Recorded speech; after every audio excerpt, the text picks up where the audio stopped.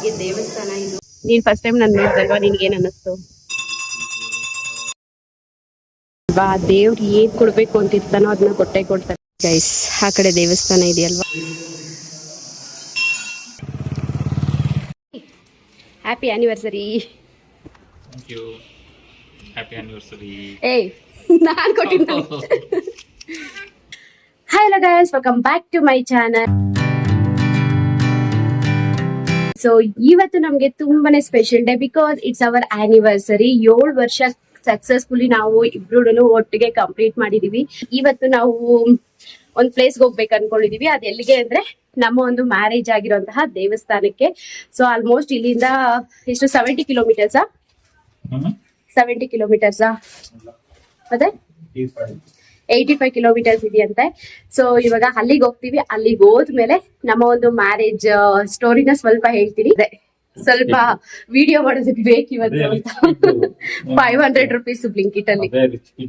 ಇನ್ನೇನ್ ಮಾಡಿ, ನಂಗೆ ಅರ್ಜೆಂಟ್ ಆಗಿ ಬೇಕಿತ್ತು, ಅದಕ್ಕೆ ಬನ್ನಿ. ಇವಾಗ ಸದ್ಯಕ್ಕೆ ನಾನ್ ರೆಡಿ ಆಗಿದ್ದೀನಿ, ನನ್ನ ಹಸ್ಬೆಂಡ್ ರೆಡಿ ಆಗಿದ್ದಾರೆ. ಮನೆಯಲ್ಲಿ ದೇವ್ರ ಹತ್ರ ಕೂಡ ದೀಪ ಹಚ್ಚಿದಾಗಿದೆ. ಸೊ ರಾಗಪ್ಪ ಮುಂದೆ ಎಲ್ಲ ದೀಪ ಹಚ್ಬಿಟ್ಟು ಇವಾಗ ಇನ್ನ ಹೊರಡೋದೆ ಗೈಸ್. ಇಲ್ಲಿಂದ ಹೋಗೋದು ಮತ್ತೆ ಟೈಮ್ ಆಗುತ್ತೆ. ಪ್ಲಸ್ ಅದಲ್ದಿರ ಇನ್ನೊಂದು ವಿಷಯ ಏನ್ ಗೊತ್ತಾ, ನಾವಿಬ್ರು ನಮ್ಮ ಒಂದು ಲವ್ ಜರ್ನಿ ಸ್ಟಾರ್ಟ್ ಆದ್ಮೇಲೆ ತುಂಬಾ ಸುತ್ತಲಾಡಿರುವಂತಹ ಬೈಕ್ ಅಲ್ಲಿ ಆಫ್ಟರ್ ಲಾಂಗ್ ಟೈಮ್ ನಾವು ಹೋಗ್ತಾ ಇದೀವಿ ಲಾಂಗ್ ಡ್ರೈವ್ಗೆ ಅಲ್ವಾ. ಸೊ ಅದು ಬೈಕ್ ನ ಸೇಲ್ ಮಾಡ್ಬೇಕು ಅನ್ಕೊಂಡಿದೀವಿ, ಸ್ಪ್ಲೆಂಡರ್ ಪ್ಲೇಸ್ ನ. ಸೊ ನನ್ನ ಒಂದು ಕೊಲೀಗ್ಸ್ ಅಲ್ಲಿ ಯಾರಾದ್ರೂ ಈ ಒಂದು ವಿಡಿಯೋ ನೋಡ್ತಾ ಇದ್ರೆ ಅವ್ರು ಯಾವಾಗ್ಲೂ ರೇಗಿಸ್ತಾ ಇದ್ರು, ನಿಮ್ಮಿಬ್ಬರಿಗೂ ಈ ಗಾಡಿ ಸಾಲತ್ತಾ, ಡುಮ್ಮ ಇಬ್ರು ಅದು ಇದು ಅಂತ. ಸೊ ಇವತ್ತು ಲಾಂಗ್ ಡ್ರೈವ್ ಮತ್ತೆ ಅದೇ ಗಾಡಿಯಲ್ಲಿ ಹೋಗ್ತಾ ಇದೀವಿ. ಏನು ಆಗ್ದಿರಾ ಒಳ್ಳೇದಾಗಿ ಹೋಗ್ಬಿಟ್ಟು ಬಂದ್ರೆ ಅಷ್ಟೇ ಸಾಕು. ಒಂದ್ ಮೆಮೊರಿ ಕ್ರಿಯೇಟ್ ಮಾಡೋಣ ಅಂತ ಹೇಳ್ಬಿಟ್ಟು ಅಷ್ಟೇ ಗೈಸ್. ಅಂಡ್ ಮತ್ತೆ ಆ ಗಾಡಿನ ಸೇಲ್ ಮಾಡಿದ್ಮೇಲೆ ನಮ್ಗೆ ಆ ಮೆಮೊರೀಸ್ ಎಲ್ಲಾನು ಮತ್ತೆ ರೀಕಾಲ್ ಮಾಡ್ಕೊಳಕ್ ಆಗಲ್ಲ. ಸೊ ಅದಕ್ಕೋಸ್ಕರ ತುಂಬಾ ಸುತ್ತಲಾಡಿದೀವಿ ಆ ಗಾಡಿಯಲ್ಲಿ. ಬನ್ನಿ ಹೋಗ್ತಾ ಹೋಗ್ತಾ ಹೇಳ್ಕೊಂಡು ಹೋಗ್ತೀನಿ. ಹೋಗೋಕ್ಕೂ ಮುಂಚೆ ಆಶೀರ್ವಾದ ತಗೊಳ್ಳೋಣ ಅಂತ ಹೇಳ್ಬಿಟ್ಟು ನಮ್ಮ ಮಾವವ್ರ ಹತ್ರ ಆಶೀರ್ವಾದ ತಗೊಳ್ತಾ ಇದೀವಿ. ನಮ್ಮ ಅತ್ತೆಯವ್ರು ಇಲ್ಲ, ಸೊ ಅದಕ್ಕೆ ನಮ್ಮ ಮಾವ ಒಬ್ಬರೇ ಆಶೀರ್ವಾದ ಮಾಡ್ತಾ ಇದ್ದಾರೆ. ಕೆಲ್ಸಕ್ಕೆ ಹೋಗ್ಬಿಟ್ಟಿದ್ದಾರೆ ನಮ್ಮ ಅತ್ತೆಯವರು. ಸೊ ಇವಾಗ ನಾವಿನ್ನೇನು ಹೊರಡಬೇಕು, ಟೈಮ್ ಆಯಿತು ಆಲ್ರೆಡಿ. ಅಂದರೆ ತುಂಬ ಲೇಟ್ ಆದರೆ ಮತ್ತೆ ಮಳೆ ಬರೋ ಥರ ಬೇರೆ ಆಗ್ತಿತ್ತು. ಸೊ ಅದಕ್ಕೇನೆ ಹೋಗ್ತಾ ಇದ್ದೀವಿ. ನಾವು 3 ಹೋಗ್ತಾ ಇರೋದು. ಈ ಬೈಕಲ್ಲಂತೂ ನಮಗೆ ಸಿಕ್ಕಾಪಟ್ಟೆ ಮೆಮೊರೀಸ್ ಇದೆ ಗೈಸ್. ಲೈಕ್ ಅಂದರೆ ನಾವು ಮುಂಚೆ ಎಲ್ಲಾನು ಮದುವೆ ಆಗಕ್ಕೂ ಮುಂಚೆ ಲವ್ ಮಾಡಬೇಕಾದ್ರೆ ಶಿವಗಂಗೆ ಮತ್ತು ಘಾಟಿ ಸುಬ್ರಹ್ಮಣ್ಯ ಆಗಿರ್ಬೋದು, ನಂದಿ ಹಿಲ್ಸ್ ಆಗಿರ್ಬೋದು, ಸೊ ಈ ಬೈಕಲ್ಲೇ ನಾವು ಟ್ರಾವೆಲ್ ಮಾಡ್ತಾ ಇದ್ದಿದ್ದು. ಅದು ಬಿಟ್ಟು ನನ್ನನ್ನು ಆಫೀಸಿಂದ ಕರ್ಕೊಂಡು ಹೋಗೋದು ಕರ್ಕೊಂಡು ಬರೋದು ಎಲ್ಲ ನನ್ನ ಹಸ್ಬೆಂಡೇ ಮಾಡ್ತಾ ಇದ್ರ. ಸೊ ಅವಾಗೆಲ್ಲ ಸಿಕ್ಕಾಪಟ್ಟೆ ಸುತ್ತಲಾಡಿದ್ದೀವಿ. ಎಷ್ಟೋ ಸಲ ನಮ್ಮ ಪೇರೆಂಟ್ಸ್ಗೆ ಗೊತ್ತಿಲ್ದಿರ ಕದ್ದು ಮುಚ್ಚಿ ಕೂಡ ಹೋಗಿದ್ದೀನಿ. ಬಟ್ ಆ ಒಂದು ಫೇಸ್ ಕೂಡ ತುಂಬಾ ಚೆನ್ನಾಗಿರ್ತಿತ್ತು. ಲೈಕ್ ಏನು ಗೊತ್ತಿಲ್ದಿರ ಕದ್ದು ಮುಚ್ಚಿ ಹೋಗ್ತಾ ಇದ್ದಾಗ ಒಂಥರ ಭಯ ಇರ್ತಿತ್ತು. ಬಟ್ ಆದರೆ ಅದರ ಜೊತೆಯಲ್ಲಿ ಒಂದು ಹ್ಯಾಪಿನೆಸ್ ಇರ್ತಿತ್ತು. ನಾನು ಇಷ್ಟಪಡೋ ಪರ್ಸನ್ ಜೊತೆ ನಾನಿದ್ದೀನಿ ಅಂತ ಪ್ರತಿ ಸಲ ನನ್ನ ಹಸ್ಬೆಂಡ್ ನನಗೆ ಸೇಫ್ ಅನ್ನೋದನ್ನು ಫೀಲ್ ಮಾಡಿಸ್ತಾನೆ ಇದ್ರು. ಗೈಸ್ ಇವಾಗ ಬ್ರೇಕ್ಫಾಸ್ಟ್ ಮಾಡೋಣ ಅಂತ ಹೇಳ್ಬಿಟ್ಟು ಇಲ್ಲೇ ಆಂಜನೇಯ ದೇವಸ್ಥಾನ ಇತ್ತು. ಸೊ ಫುಲ್ಲು ಖಾಲಿ ಇತ್ತು, ಅದಕ್ಕೆ ಇಲ್ಲೇ ನಿಲ್ಸಿದೀವಿ. ಊರು ಯಾವುದು ಅಂತ ಹೇಳ್ಬಿಟ್ಟು ಗೊತ್ತಿಲ್ಲ. ಬರ್ಬೇಕಾದ್ರೆ ಪಾರ್ಸಲ್ ತಗೊಂಡ್ ಬಂದಿದ್ವಿ, ಇಡ್ಲಿ ಮತ್ತೆ ಉಪ್ಮಾ ಕೇಸರಿಬಾತ್ ಅಂತ ಹೇಳ್ಬಿಟ್ಟು ಸ್ವಲ್ಪ ಸ್ವೀಟ್ ತಿನ್ನೋಣ ಇವತ್ತು ಅಂತ ಹೇಳ್ಬಿಟ್ಟು ತಗೊಂಡ್ ಬಂದಿದ್ವಿ. ಅದಕ್ಕೆ ಇವಾಗ ಇಲ್ಲಿ ಊಟ ಮಾಡೋದಕ್ಕೆ ಅಂತ ನಿಲ್ಸಿ ಊಟ ಮಾಡ್ತಾ ಇದೀವಿ. ವಾಟರ್ ಬಾಟಲ್ ಎಲ್ಲ ತಗೊಂಡ್ ಬಂದಿದೀವಿ. ಇಲ್ಲಿ ಆಂಜನೇಯ ದೇವಸ್ಥಾನ ತೋರಿಸ್ತೀನಿ ಬನ್ನಿ. ಪುಟ್ಟದಾಗಿ ಎಷ್ಟು ಚೆನ್ನಾಗಿದೆ ಗೊತ್ತಾ. ನಾನು ಅನ್ಕೊಳ್ತಾ ಇದ್ದೆ ಆಂಜನೇಯ ದೇವಸ್ಥಾನಕ್ಕೆ ಹೋಗ್ಬೇಕು ಅಂತ. ಇಲ್ಲೇ ಆಂಜನೇಯ ದೇವಸ್ಥಾನ ದರ್ಶನ ಆಯ್ತು, ತುಂಬಾ ಖುಷಿ ಆಯ್ತು. ಆಕ್ಚುಲಿ ಸಣ್ಣ ಪುಟ್ಟದ್ರಲ್ಲಿ ಖುಷಿ ಕಂಡುಕೊಂಡ್ರೆ ಹಿಂಗೆ ಇರುತ್ತೆ ಗೈಸ್. ಎಷ್ಟು ಚೆನ್ನಾಗಿದೆ. ಊರು ಯಾವುದೋ ಗೊತ್ತಿಲ್ಲ, ಬಟ್ ಪುಟ್ಟದಾಗಿ ಕಟ್ಟಿದ್ದಾರೆ, ತುಂಬ ಚೆನ್ನಾಗಿದೆ. ದೇವಸ್ಥಾನ ಮಾತ್ರ ಪುಟ್ಟದಾಗಿದೆ, ಬಟ್ ಆದರೆ ಇಲ್ಲಿ ಬಯಲು ನೋಡಿ ಎಷ್ಟು ಚೆನ್ನಾಗಿದೆ. ಬ್ರೇಕ್ಫಾಸ್ಟ್ ಮಾಡಿಕೊಂಡು ಆಮೇಲೆ ಹೋಗೋಣ. ಇವತ್ತೊಂಥರ ನೆಮ್ಮದಿಯಾಗಿ ಬಂದ್ಬಿಟ್ಟಿದ್ದೀವಿ ನಾವು. ಆಚೆ ಬರಬೇಕು, ಸುತ್ತಾಡಬೇಕು, ಮತ್ತು ದೇವಸ್ಥಾನಕ್ಕೆ ಹೋಗಬೇಕು ಇಷ್ಟೇ ಇದ್ದಿದ್ದು ನಮ್ಮ ಮೈಂಡಲ್ಲಿ. ಪ್ಲಸ್ ನಮಗೆ ಲಾಂಗ್ ಡ್ರೈವ್ ಹೋಗಬೇಕು ಅಂತ ಆಸೆ ಇತ್ತು ನಮ್ಮ ಒಂದು ಈ ಬೈಕಲ್ಲಿ. ಸೊ ಅದು ಕೂಡ ಇವತ್ತು ನೆರವೇರ್ತು. ಇನ್ನು ಬ್ರೇಕ್ಫಾಸ್ಟ್ ಮಾಡಿ ಮತ್ತೆ ದೇವಸ್ಥಾನಕ್ಕೆ ಹೊರಡೋದು. ಅಲ್ಲೋಗ್ಬಿಟ್ಮೇಲೆ ತೋರಿಸ್ತೀನಿ ನಾನು ನಮ್ಮ ಮದುವೆ ಆಗಿ ದೇವಸ್ಥಾನ ಯಾವುದು ಅಂತ ಹೇಳಿಲ್ಲ. ಪೆಟ್ರೋಲ್ ಬಂಕ್ ಹತ್ರ ಗಾಡಿಗಳಾಕಿ ನಾವು ತುಂಬ ದಿನ ಆಗೋಗಿತ್ತು ಗೈಸ್. ಎಲೆಕ್ಟ್ರಿಕ್ ಗಾಡಿ ತಗೊಂಡ್ಮೇಲೆ ಈ ಗಾಡಿ ಮುಟ್ಟೋದೇ ಬಿಟ್ಬಿಟ್ವಾ. ಸೊ ಅದಕ್ಕೆ ಪೆಟ್ರೋಲ್ ಬಂಕ್ ಹತ್ರನೇ ಹೋಗ್ತಾ ಇರಲಿಲ್ಲ. ಪೆಟ್ರೋಲ್ ರೇಟ್ ಎಷ್ಟಿದೆ ಅಂತ ಕೂಡ ನಮಗೆ ಗೊತ್ತಿರಲಿಲ್ಲ ಆ್ಯಕ್ಚುಲಿ. ಆಮೇಲೆ ಹೂವು ಎಲ್ಲ ತೊಗೊಳ್ಳೋಣ, ಹಂಗೆ ದೇವ್ರಿಗೆ ಪೂಜೆಗೆಲ್ಲ ತೊಗೊಳ್ಳೋಣ ಅಂತ ಹೇಳಿಬಿಟ್ಟು ಪೂಜೆಗೆಲ್ಲ ತೊಗೊಳ್ತಾ ಇದ್ದೀವಿ. ಸೊ ಇಲ್ಲಂತೂ ಸಿಕ್ಕಾಪಟ್ಟೆ ಸ್ಮೆಲ್ ಘಮ್ ಅಂತ ಬರ್ತಾಯಿತ್ತು ಗೈಸ್. ಎಷ್ಟೇ ಆಗಲಿ ಈ ಹೂವು ಅದೆಲ್ಲ ಇರೋ ಜಾಗದಲ್ಲಂತೂ ಆ ಒಂದು ಸ್ಮೆಲ್ಲೇ ಬೇರೆ ಲೆವೆಲ್ ಅಲ್ವಾ. ಸೊ ಅದಾದಮೇಲೆ ನೋಡಿ ಇದೇ ರೋಡಲ್ಲಿ ಹೋಗಬೇಕು. ಮೇಯ್ನ್ ರೋಡ್ವರೆಗೂ ಚೆನ್ನಾಗಿದೆ ರೋಡು, ಅದಾದಮೇಲೆ ಈ ರೀತಿ ಇರುತ್ತೆ ಗೈಸ್. ಫೈನಲಿ ಇವಾಗ ರೀಚ್ ಆದ್ವಿ. ರೋಡ್ ಎಲ್ಲ ನೋಡಿದ್ರಲ್ವಾ ಎಷ್ಟು ಸಕ್ಕತ್ತಾಗಿತ್ತು ಅಂತ ಹೇಳ್ಬಿಟ್ಟು. ಆ್ಯಕ್ಚುಲಿ ಮೇಯ್ನ್ ರೋಡ್ವರೆಗೂ ಸೂಪರ್ ಆಗೇ ಇದೆ. ಮೇಯ್ನ್ ರೋಡ್ ಆದ್ಮೇಲೆ ಈ ದೇವಸ್ಥಾನದ ಹತ್ರ ಬರ್ಬೇಕು ಅಂದ್ರೆ ಒಂದು 3 ಕಿಲೋಮೀಟರ್ಸ್ ಅಷ್ಟು ತುಂಬಾ ವರ್ಸ್ಟ್ ಇದೆ ರೋಡ್. ಯಾವ ಸೈಡ್ ಆದ್ರೂ ಬರ್ಬೋದು. 3 ಸೈಡ್ ರೋಡ್ ಇದೆ, 3 ಸೈಡ್ ಕೂಡ ಅಷ್ಟೇ ತುಂಬಾ ವರ್ಸ್ಟ್ ಇರುತ್ತೆ ರೋಡು. ಸೊ ಇವಾಗ ತೋರಿಸ್ತೀನಿ ಪ್ಲೇಸ್ ನೋಡಿ. ಇದು ಜಸ್ಟ್ ಇಲ್ಲಿ ದೇವಸ್ಥಾನ ತೋರಿಸ್ತೀನಿ ಗೈಸ್. ಆ ಕಡೆ ದೇವಸ್ಥಾನ ಇದೆಯಲ್ವಾ, ಎಲ್ಲರೂ ಕೂತ್ಕೊಂಡಿದಾರಲ್ವಾ, ಅಲ್ಲೇ ನಮ್ಮ ಮದುವೆ ಆಗಿದೆ. ಇದು ಸುತ್ತು ಮಾತ್ರ ಸೂಪರ್ ಆಗಿದೆ. ಬಟ್ ಆದರೆ ಇವಾಗ ಅಟ್ಲೀಸ್ಟ್ ಅಲ್ಲಿ ಯಾವುದೋ ಮದುವೆ ಆಗ್ತಾಯಿದೆ ಅನ್ಸುತ್ತೆ ಇವತ್ತೂ. ಸೊ ಅದಕ್ಕೆ ಜನ ಇದ್ದಾರೆ. ನಮ್ಮ ಮದುವೆ ಆದಾಗ ಜನನೂ ಇರಲಿಲ್ಲ, ಏನೂ ಇರಲಿಲ್ಲ. ಇಲ್ಲಿ ಕಾಲು ತೊಳ್ಕೊಳಕ್ಕೆಲ್ಲ ಜಾಗ ಇದೆ. ಸೊ ಇಲ್ಲಿ ಕಾಲು ತೊಳ್ಕೊಂಡು ಈ ಕಡೆ ಸ್ಟ್ರೈಟ್ ಆಗಿದೆಯಲ್ವಾ, ಅದೇ ದೇವಸ್ಥಾನ. ಏನಾಗಲ್ಲ ಬಾಮ್ಮ, ಸ್ವಾಮಿಗೆ ಫಸ್ಟ್ ಸ್ಲಿಪ್ಪರ್ ಹಾಕೊಂಡಿರ್ತೀವಲ್ವಾ, ಸ್ಲಿಪ್ಪರ್ ಹಾಕೊಂಡ್ಮೇಲೆ ಕಾಲು ತೊಳೆದ್ಬಿಟ್ಟೆ ಸ್ವಾಮಿ ಹತ್ರ ಹೋಗ್ಬೇಕು ಒಳಗಡೆಗೆ, ಎಲ್ಲೇ ಆಗ್ಲಿ.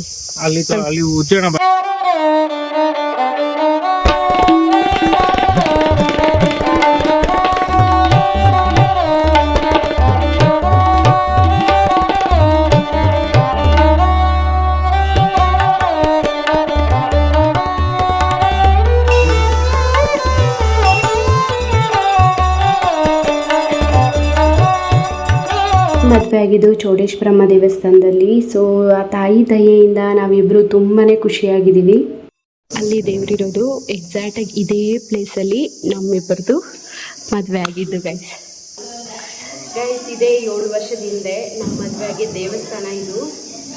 ಸೊ ದೇವಸ್ಥಾನದಲ್ಲಿ ನಾವೇಂತಕ್ಕೆ ಮದುವೆ ಆಗಿದ್ದು ಅಂದರೆ ನಮ್ಮ ಅತ್ತೆ ನಮ್ಮ ಮಾವ ಎಲ್ಲ ಒಪ್ಕೊಂಡಿದ್ರು ನಮ್ಮ ಮದುವೆಗೆ. ಬಟ್ ನಮ್ಮಪ್ಪ ನಮ್ಮಮ್ಮಗೆ ಇಷ್ಟ ಇರಲಿಲ್ಲ, ಬಿಕಾಸ್ ಇಂಟರ್ ಕ್ಯಾಸ್ಟ್ ಮ್ಯಾರೇಜ್ ಅಂತ ಹೇಳಿಬಿಟ್ಟು. ಲವ್ ಮ್ಯಾರೇಜ್, ಲವ್ ಸ್ಟೋರಿ ಅದೆಲ್ಲ ಇಲ್ಲಿ ಹೇಳೋಕ್ಕಾಗಲ್ಲ ಗೈಸ್, ಅದನ್ನು ಯಾವಾಗಲೂ ಸಪ್ರೇಟಾಗಿ ಹೇಳ್ತೀನಿ. ಬಟ್ ಆದರೆ ಮದುವೆನೂ ಮಾತ್ರ ಹೇಳ್ತೀನಿ. ನಾವೇನು ಓಡ್ ಬಂದು ಮಾಡ್ಕೊಂಡಿದ್ದು ಆ ಥರ ಎಲ್ಲ ಏನಿಲ್ಲ. ನಮ್ಮ ಅತ್ತೆ ನಮ್ಮ ಮಾವವ್ರು ಬಂದು ಕೇಳಿದ್ರು, ನಮ್ಮಮ್ಮ ಇಲ್ಲ ನಾವು ಮಾಡ್ಕೊಡಲ್ಲ, ಬೇಕು ಅಂದರೆ ಹೋಗಿ ಕರ್ಕೊಂಡೋಗಿ ಮಾಡ್ಕೊಳ್ರಿ ಅಂದ್ಬಿಟ್ರು. ಅದಕ್ಕೆ ನಾನು ಮನೆಯಿಂದ ಬಂದು 15 ದಿನಕ್ಕೆ ನಾನು ಮದುವೆ ಮಾಡ್ಕೊಂಡಿದ್ದು ಈ ದೇವಸ್ಥಾನದಲ್ಲೇ. ಚೌಡೇಶ್ವರಮ್ಮ ಇಂದ ನಾವಿಬ್ಬರು ಚೆನ್ನಾಗೇ ಇದ್ದೀವಿ. ಇಂದ ನಮ್ಮ ಫ್ಯಾಮಿಲಿ ಕೂಡ ಇವಾಗ ಅಕ್ಸೆಪ್ಟ್ ಮಾಡಿದೆ. ಆವಾಗಲೇ ನನ್ನ ಅತ್ತೆ ಮಾವ ಎಲ್ಲ ಅಕ್ಸೆಪ್ಟ್ ಮಾಡಿದ್ರಲ್ವ, ಸೊ ಅದೇನು ತೊಂದರೆ ಇಲ್ಲ. ಆ್ಯಂಡ್ ನಾನು 1 ಇಯರ್ ಮನೆಗೆ ಹೋಗ್ಬಿಟ್ಟಾಗ ನಮ್ಮ ಅತ್ತೆ ನಮ್ಮ ಮಾವ ನಮ್ಮ ಅಪ್ಪ ಅಮ್ಮ ಸ್ಥಾನನ ತುಂಬಿದ್ರು.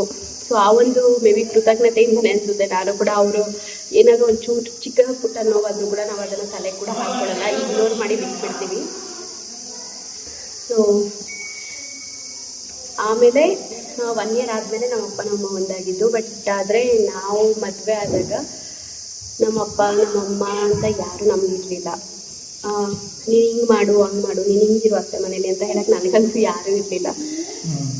ಸೊ ಮ್ಯಾರೇಜು ಲವ್ ಮ್ಯಾರೇಜ್ ತಪ್ಪಲ್ಲ, ಬಟ್ ಆದರೆ ಅದರಲ್ಲೂ ಕೂಡ ವೆಯ್ಟ್ ಮಾಡಿ ಆದಷ್ಟು ನಿಮ್ಮಪ್ಪ ನಿಮ್ಮಮ್ಮನೆಲ್ಲ ಕನ್ವಿನ್ಸ್ ಮಾಡಿ ಮಾಡ್ಕೊಡಿ. ಅವಾಗ ಆ ಒಂದು ಹ್ಯಾಪಿನೆಸ್ಸೇ ಬೇರೆ ಇರುತ್ತೆ. ಆ್ಯಕ್ಚುಲಿ ತುಂಬ ಜನ ಮದುವೆ ನೋಡಿದಾಗ ನನಗಂತೂ ಇವ್ರ ಬಗ್ಗೆ ಏನು ಅನ್ಸುತ್ತೋ ನನಗಂತೂ ಅನ್ಸುತ್ತೆ ನಮ್ಮ ಮದುವೆ ಕೂಡ ಈ ಥರ ಆಗಬೇಕಿತ್ತಲ್ಲ ಅಂತ. ಬಟ್ ದೇವ್ರೊಂದು ಡೆಸ್ಟಿನಿ ಅಂತ ಬರ್ದಿರ್ತಾರೆ, ಹಿಂಗೆ ಆಗ್ಬೇಕು ಅಂತ ಬರ್ದಿರ್ತಾರೆ. ಸೊ ಅದನ್ನ ತಪ್ಸಕ್ಕಾಗಲ್ಲ. ಹಿಂಗೆ ಆಗ್ಬೇಕಿತ್ತು ಅಂತ ಅನ್ಕೊಳಕ್ಕಿಂತ ಆಗಿರೋದೇ ಚೆನ್ನಾಗಾಗಿದೆ ಅಂತ ಹೇಳ್ಬಿಟ್ಟು ಅನ್ಕೊಳ್ಳೋದೇ ವಾಸಿ ಅಲ್ವಾ. ಸೊ ಅದಾದ್ಮೇಲೆ ನನಗೆ ನಾನೇ ಸಮಾಧಾನ ಮಾಡ್ಕೊಂಡು ಸುಮ್ಮನೆ ಆಗ್ತೀನಿ. ಯಾಕೆ ಅಂದ್ರೆ ತುಂಬಾ ಜನಕ್ಕೆ ಗ್ರ್ಯಾಂಡ್ ಆಗಿ ಮದುವೆ ಆಗಿ ಕೂಡ ಒಳ್ಳೆ ಲೈಫ್ ಸಿಕ್ಕಿರಲ್ಲ. ದೇವ್ರ ದಯೆಯಿಂದ ನಮ್ಮ ಮದುವೆ ಸಿಂಪಲ್ ಆಗಾದ್ರೂ ನನಗೊಂದು ಒಳ್ಳೆ ಲೈಫ್ ಸಿಕ್ಕಿದೆ. ಅದಕ್ಕಿಂತಲೂ ಬೇರೆ ಏನು ಎಕ್ಸ್ಪೆಕ್ಟ್ ಮಾಡಕ್ ಆಗಲ್ಲ. ಸೊ ಅದಕ್ಕೆ ಗೈಸ್ ಇವಾಗ ಇನ್ನು ಬೇರೆ ಮೂಮೆಂಟ್ಸ್ ಏನಾದ್ರು ಇಲ್ಲಿ ನನಗೆ ನೆನಪಿರೋದಿದ್ರೆ ಬನ್ನಿ ತೋರಿಸ್ತೀನಿ. ನೆನಪಿರೋದು ಅಂದ್ರೆ ಮರೆಯಕ್ ಆಗಲ್ಲ ಬಿಡಿ. ಯಾಕಂದ್ರೆ ನಾವ್ ಹಿಂದಿನ ದಿನ ನೈಟ್ ಬಂದು ತುಂಬಾನೇ ಪ್ರಾಬ್ಲಮ್ ಫೇಸ್ ಕೂಡ ಮಾಡಿದ್ವಿ. ಇನ್ನೂ ಸುಮ್ಮನೇನು ಮದ್ವೆ ಆಗಿಲ್ಲ. ಸೊ ಅದಕ್ಕೇನೆ ಚೆನ್ನಾಗಿದೆ ಗೈಸ್ ಒಂಥರ. ಬಟ್ ತುಂಬಾ ಹೇಳ್ಕೊಳಕ್ ಆಗ್ತಾ ಇಲ್ಲ, ಯಾಕಂದ್ರೆ ಸುತ್ತು ಜನ ಇದ್ದಾರೆ, ಎಲ್ಲ ಹೇಳ್ಕೊಳಕ್ ಆಗ್ತಿಲ್ಲ. ಬಟ್ ಆಚೆ ಹೋದ್ಮೇಲೆ ಹೇಳ್ತೀನಿ ನಿಮ್ಗೆ. ಇದೇ ರೂಮ್ಸ್ ಅಲ್ಲಿ ಗೈಸ್ ನಾವ್ ಇದ್ದಿದ್ದು. ಅವಾಗ ಅರಿಶಿನ ಶಾಸ್ತ್ರ ಎಲ್ಲ ಇಲ್ಲೇ ಮಾಡಿದ್ದು. ಸೊ ಇವಾಗೆಲ್ಲ ಯಾರು ಇದ್ದಾರೆ ಒಳಗಡೆ ಗೈಸ್, ಅದಕ್ಕೆ ಹೋಗಲ್ಲ. ಫುಲ್ಲು ಪೇಂಟ್ ಎಲ್ಲ ಹೊಡಿಸ್ಬಿಟ್ಟಿದ್ದಾರೆ ಅತ್ತೆ. ಗೈಸ್ ನಾನು ಹೇಳಿದ್ನಲ್ವಾ, ದೇವ್ರು ಏನು ಕೊಡಬೇಕು ಅಂತ ಇರ್ತಾನೋ ಅದನ್ನ ಕೊಟ್ಟೆ ಕೊಡ್ತಾನೆ. ಸೊ ಇಲ್ಲಿ ಬಂದ್ವಿ, ಅವರು ಫಂಕ್ಷನ್ ಮಾಡ್ತಾ ಇದ್ರು, ಅವರು ಬಿರಿಯಾನಿ ಎಲ್ಲ ಮಾಡಿಸಿದ್ರು. ಸೊ ಅವ್ರು ಕರೆದ್ರು ಅಂತ ಹೇಳ್ಬಿಟ್ಟು ಇಲ್ಲಿ ಬಂದು ಪ್ರಸಾದ ತಿಂತಾ ಇದ್ದೀವಿ.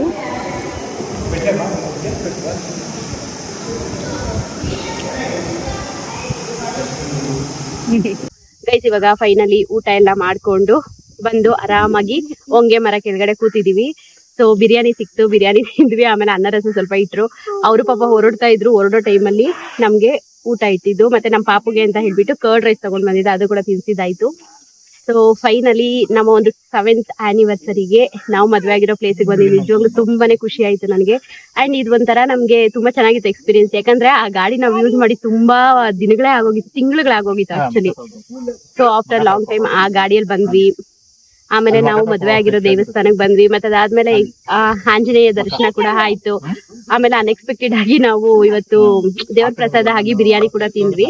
ಹೇಳಿದ್ನಲ್ವಾ ದೇವಸ್ಥಾನದ ಒಳಗಡೆನೆ ನಮ್ಮ ಮದುವೆ ಆಗಿದ್ದ ಪ್ಲೇಸ್ ಎಲ್ಲ ತೋರಿಸ್ಬಿಟ್ಟು. ಸೊ ನನ್ನ ರಿಲೇಷನ್ಸ್ ಅಂತ ಯಾರು ಇರ್ಲಿಲ್ಲ, ಇವ್ರ ರಿಲೇಷನ್ಸ್ ಇದ್ರು. ಇವ್ರ ರಿಲೇಷನ್ಸ್ ಎಲ್ಲಾನು ಮದುವೆ ಎಲ್ಲ ಮಾಡಿ ಇದೆಲ್ಲ ಮುಗಿಸಿದ್ದು. ಬಟ್ ಸಮ್ಟೈಮ್ಸ್ ನಾನು ನಿಜವಾಗ್ಲೂ ಅನ್ಸುತ್ತೆ ಗೈಸ್, ನಾನು ತಪ್ಪು ಮಾಡಿದೆ. ನಮ್ಮ ಅಪ್ಪ ಅಮ್ಮನಿಗೋಸ್ಕರ ನಾನು 3 ವರ್ಷ ವೆಯ್ಟ್ ಮಾಡಿದ್ದೆ ಅವ್ರ ಪರ್ಮಿಷನ್ಗೋಸ್ಕರ. ಇನ್ನೊಂದು 15 ಡೇಸ್ ವೆಯ್ಟ್ ಮಾಡ್ಬಿಟ್ಟಿದ್ರೆ ಪಕ್ಕ ಅವ್ರು ಹೋಗ್ತಾ ಇದ್ರು ಅನ್ಸುತ್ತೆ. ಬಟ್ ಏನ್ ಮಾಡಕ್ಕಾಗಲ್ಲ, ಆ ಟೈಮಲ್ಲಿ ನಮ್ಮ ಮೈಂಡು ಪ್ರಾಪರ್ ಆಗಿ ಏನ್ ಮಾಡ್ಬೇಕು ಅಂತ ಗೊತ್ತಿರಲ್ಲ. ಚೈಲ್ಡ್ಗಳಲ್ಲಿ ಮಾಡ್ತೀವಿ. ಬಟ್ ಇವಾಗ ರಿಯಲೈಸ್ ಆಗ್ತಾ ಏಜ್ ಆಗ್ತಿದ್ದಂಗೆ ನಮ್ಗೆ ಅದೊಂದು ರಿಯಲೈಸ್ ಆಗುತ್ತಲ್ವಾ. ಸೊ ಆತರ ನನಗೂ ಆಗ್ತಾ ಇರುತ್ತೆ ಅವಾಗ 15 ದಿನ ವೆಯ್ಟ್ ಮಾಡಿದ್ರೆ ಸಾಕು ನಮ್ಮ ಅಮ್ಮ ಪಕ್ಕ ಒಪ್ಕೊಳ್ಳೋರು ಅನ್ನೋ ನಂಬಿಕೆ ನನಗಿತ್ತು. ಬಟ್ ಎಲ್ಲ ಆಗೋಯ್ತು. ಆಗ್ಬಿಟ್ಟು ಮಗು ಆದ್ಮೇಲೆ ನಾನು ಇದ್ರ ಬಗ್ಗೆ ಮಾತಾಡಿನೂ ವೇಸ್ಟೆ. ಎನಿವೆ ನಮ್ ಲೈಫ್ ಅಂತೂ ತುಂಬಾನೇ ಚೆನ್ನಾಗಿ ಹೋಗ್ತಾ ಇದೆ. ಎಷ್ಟೋ ಜನ ಏನೇನೋ ಮಾತಾಡ್ತಾ ಇದ್ರು. ಸೊ ಅದನ್ನೆಲ್ಲ ಮೀರಿ ಬದುಕ್ತಾ ಇದೀವಿ. ಪರವಾಗಿಲ್ಲ ಗೈಸ್. 7 years ಬ್ಯಾಕ್ ನಮ್ಮಿಬ್ಬರ ಕೈಯಲ್ಲಿ ಇದ್ದಿದ್ದು ಬರೀ ಒಂದು 20,000 ಸ್ಯಾಲ್ರಿ ತಗೊಳ್ಳುವಂತಹ ಜಾಬ್ಸ್ ಮಾತ್ರ. ಬಟ್ ಇವಾಗ ಸ್ವಲ್ಪ ಜಾಸ್ತಿ ಆಗಿದೆ. ನಮ್ ಲೈಫ್ ಕೂಡ ನಮ್ಗೆ ಹೆಂಗ್ ಬೇಕೋ ನಾವು ಲೀಡ್ ಮಾಡೋ ತರ ಒಂದ್ ರೇಂಜ್ಗಾದ್ರೂ ಬಂದಿದೀವಿ ಗೈಸ್. ಅಂದ್ರೆ ಒಬ್ರ ಹತ್ರ ಹೋಗಿ ಕೈ ಚಾಚೋ ಅಂತ ಪರಿಸ್ಥಿತಿಯಲ್ಲಿ ಇಲ್ಲದೆ ಇರೋ ತರ ನಾವಿಬ್ರು ಇದೀವಿ. ಇನ್ನೂ ಒಂದು 7 years ಜಾಸ್ತಿ ಆದ್ರೆ ಅಂದ್ರೆ ಲೈಕ್ ಒಂದು 14 years 15 years ಅಷ್ಟರಲ್ಲಿ ನಾವ್ ಇನ್ನೂ ಚೆನ್ನಾಗಿ ಆಗ್ತೀವಿ ಅನ್ನೋ ನಂಬಿಕೆ ನಮ್ಮಿಬ್ರಿಗೂ ಇದೆ. ಚಿನಿ, ಇವತ್ತು ನಮ್ದು ಆನಿವರ್ಸರಿ ಅಲ್ವಾ? 3 questions ಕೇಳ್ತೀನಿ, ಆನ್ಸರ್ ಮಾಡ್ತೀಯಾ? ಟಕ ಟಕ ಅಂತ ಮಾಡ್ಬೇಕು. ಒಂದು, ನೀನ್ ಫಸ್ಟ್ ಟೈಮ್ ನಾನು ನೋಡಿದಲ್ವಾ, ನಿನ್ಗೆ ಏನ್ ಅನ್ನಿಸ್ತು? ಸರಿ ಆಯ್ತು. 2, ನೀನು ನನ್ನನ್ನ ಡ್ರಾಪ್ ಮಾಡಿ ಮನೆಗೆ ಹೋಗ್ಬಿಡ್ತಾ ಇದ್ದಲ್ವಾ, ನಾವು ಲವ್ ಮಾಡ್ತಿರ್ಬೇಕಾದ್ರೆ ಅವಾಗ ಏನ್ ಅನ್ನಿಸ್ತಾ ಇತ್ತು? ಏನೋ ಮಿಸ್ ಮಾಡ್ಕೊಂಡು ಅನಿಸ್ತಾ ಇತ್ತು. ಸರಿ ಆಯ್ತು. ನೀನ್ ನನಗೆ ನನ್ನ ಕುತ್ತಿಗೆಗೆ ತಾಳಿ ಕಟ್ಟದಲ್ವಾ, ಆ ಕ್ಷಣ ಏನ್ ಅನ್ನಿಸ್ತು? ನೀನ್ ನನ್ನ ಅವಳಕ್ಕೆ ಇನ್ನೇನೆ ಎಲ್ಲ ಟಕ ಟಕ ಅಂತ ಆನ್ಸರ್ ಹೇಳಿದ್ನಲ್ಲ, ಯೋಚನೆ ಮಾಡಿದ್ರೆ ಹೇಳಿದ್ದೀನಿ ಟಕ ಟಕ ಅಂತ.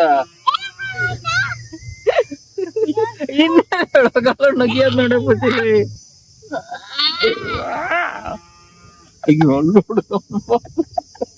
ನಿಮ್ಮಿಬ್ಬರು ನೋಡಿದ ಅದಕ್ಕೆ ಇರ್ತದೈತೆ.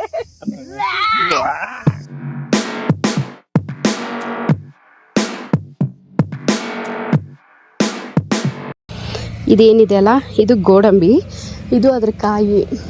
ಬಟ್ ಏನು ಗೊತ್ತಾ, ಇಲ್ಲಿ ನೆಲದಲ್ಲಿ ಬಿದ್ದಿದೆ. ಬಟ್ ಕಾಯಿ ತಿಂದರೆ ಸೂಪರಾಗಿರುತ್ತೆ ಅಂತ ತಗೊಂಡೆ.